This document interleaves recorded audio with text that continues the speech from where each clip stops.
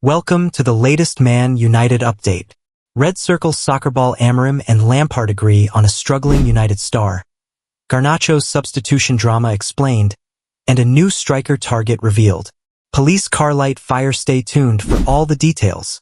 Ruben Amorim and Frank Lampard have exact same opinion on struggling Man United star. Ruben Amorim has had to contend without Mason Mount for much of his time at Manchester United, as the ex-Chelsea star has been plagued with injuries since arriving at Old Trafford in 2023. Ruben Amorim and Frank Lampard have both spoken glowingly about Mason Mount's attitude, with the struggling Manchester United star in the midst of injury hell.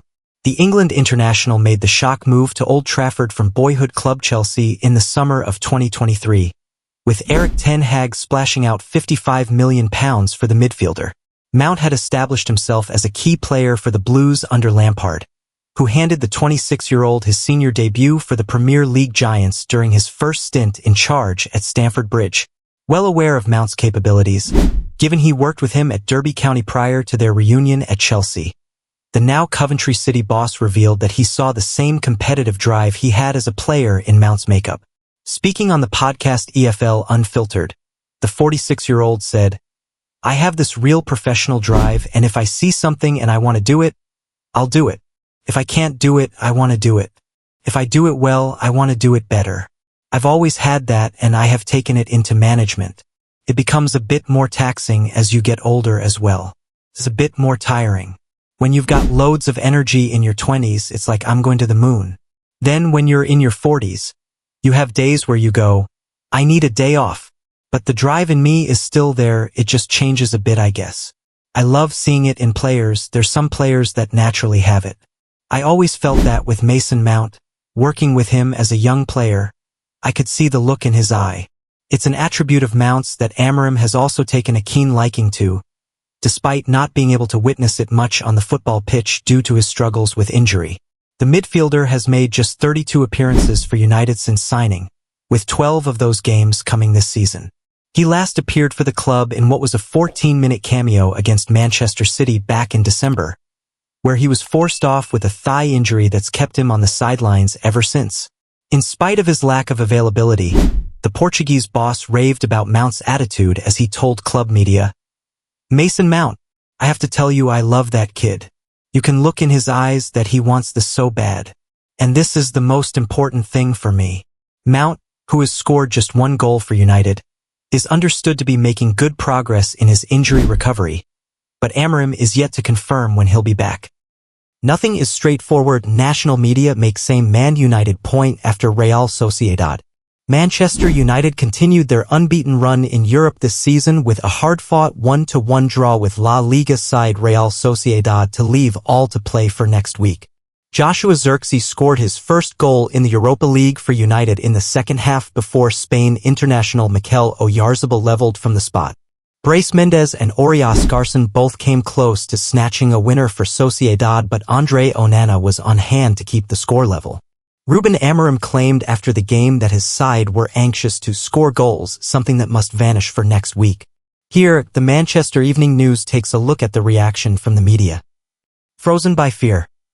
Paul Hurst of The Times wrote, given that he was without 11 players because of injury or ineligibility, Amorim was happy enough to secure a draw in a match that was devoid of quality.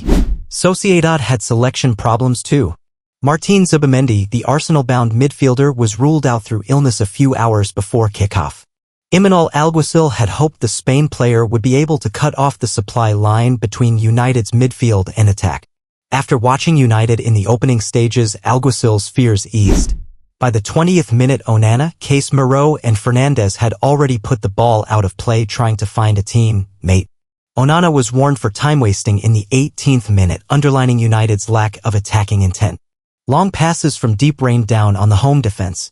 Some were easily gobbled up, others found their way through, like Mazraoui's lofted effort which sent Dalit free, but his dallying allowed the hosts to regroup and Dorga could not salvage the attack. Not a bad result.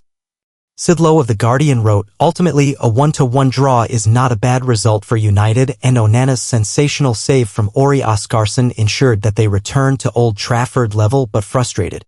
The manager talked of United's anxiousness to score here, a mental block that needs to be broken, and there is tiredness to deal with too. That Amorim said was increasingly evident in the final minutes when his side looked overrun. Beyond that, there is something deeper, more basic. The game began with United's players waiting for a long punt in their rough direction, and for much of the opening period that felt like it had set the tone. Soon after, Fernandes looked up, appealed for some movement, and struck a long diagonal out of play, which did too. The game was cautious and imprecise.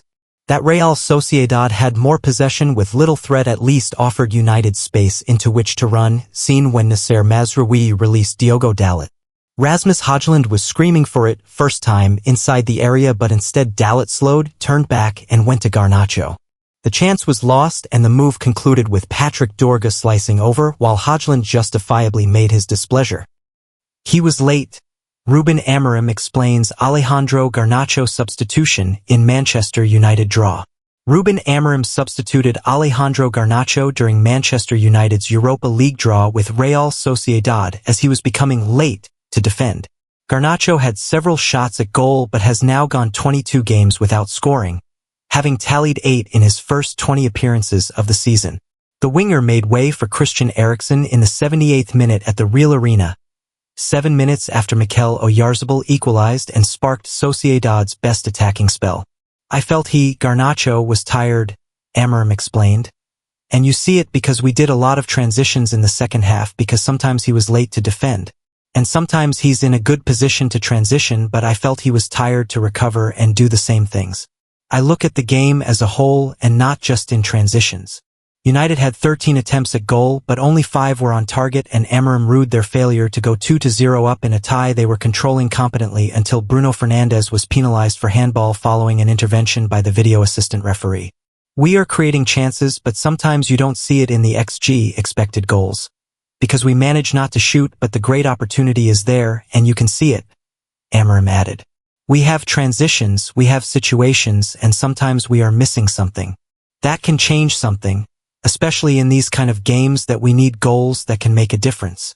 Amorim was pleased for goalscorer Joshua Zirkzee, who slotted in his 6th for United 4 days after he failed with the decisive kick in the penalty shootout defeat to Fulham in the FA Cup 5th round. He deserved it because he is working really well, Amorim enthused. He's improving a lot of things in his game. He deserved this moment and he was really important for us today. Ruben Amorim's wife is reportedly unsettled in Manchester. Ruben Amorim's wife is reportedly unhappy in Manchester, adding to the problems that are piling up on the United head coach's plate. The Red Devils have had a terrible season domestically as they have slumped to 14th in the league and look on course to finish in the bottom half of the Premier League for the first time in history. Amorim replaced Erik ten Hag in November, but he has only managed to win 5 out of 16 league matches, and the club has recorded a goal difference of -6 during this time. The Red Devils have also exited the FA Cup and Carabao Cup, but they do have a lot to play for in the Europa League after a 1-1 draw with Real Sociedad yesterday in the first leg of the last 16 tie. Amorim has also come under criticism for his playing style as numerous pundits have ripped into his lack of willingness to adapt his 3-4-3 system in spite of a significant number of United players lacking the skill to suit his demands. To add to his problems, The Sun report that there are rumors that Amorim's wife Maria is also unhappy in the city. They state that Manchester United's winter of misery has put Ruben Amorim in the spotlight. But the city's miserable winter has taken its toll as well. Training ground talk is that Amorim's wife Maria has struggled to come to terms with the wind, rain and dark nights over the first few months of his Old Trafford reign.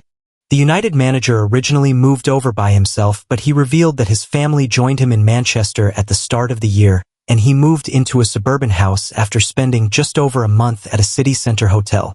Manchester is famous for its drizzly weather and will undoubtedly be a stark contrast to the sunny conditions that the family will be used to in Lisbon, Portugal. The good news is that with the beginning of spring, the days will soon get a lot longer and brighter in Manchester, and numerous players and families from sunnier climates have been able to settle without any major issue throughout the club's history. United's fans will hope that the beginning of the spring weather will also see a brightening of the mood around Old Trafford, and that some more positive results on the pitch will be just the anecdote needed.